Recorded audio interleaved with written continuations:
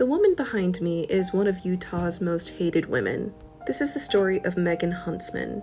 This is Megan Huntsman. She's described as shy and quiet. She kept to herself. She also struggled with mental health issues, specifically depression.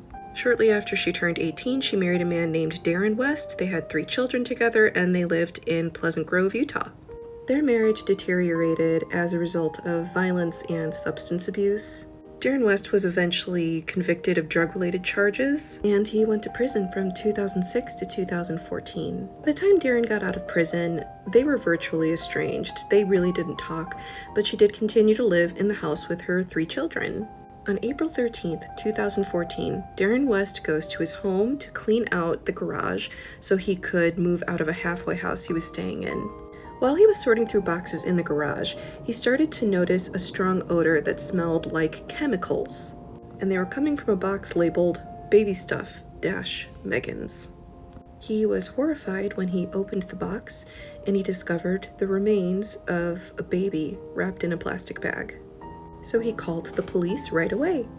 Megan initially told police that the baby was not alive when she gave birth. And it was right after her husband went to prison, so she hid the body because she didn't know what else to do. But as the investigation progressed in the house, the police were shocked at what they found. In all, police discovered 7 bodies of newborn babies. All of them were found to be wrapped up in towels, t-shirts, or plastic bags, and then placed in boxes and sealed shut with electrical tape. There were 5 girls and 2 boys. So the million-dollar question is, how did this happen?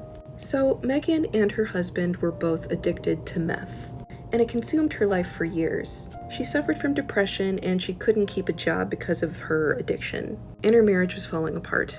She told police that she wanted to help her babies escape the terrible life that she would have given them.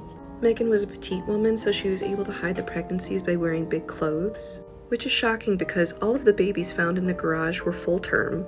She said she had her 3 children because she wasn't addicted with her first 2, and people knew about the pregnancy with her 3rd child.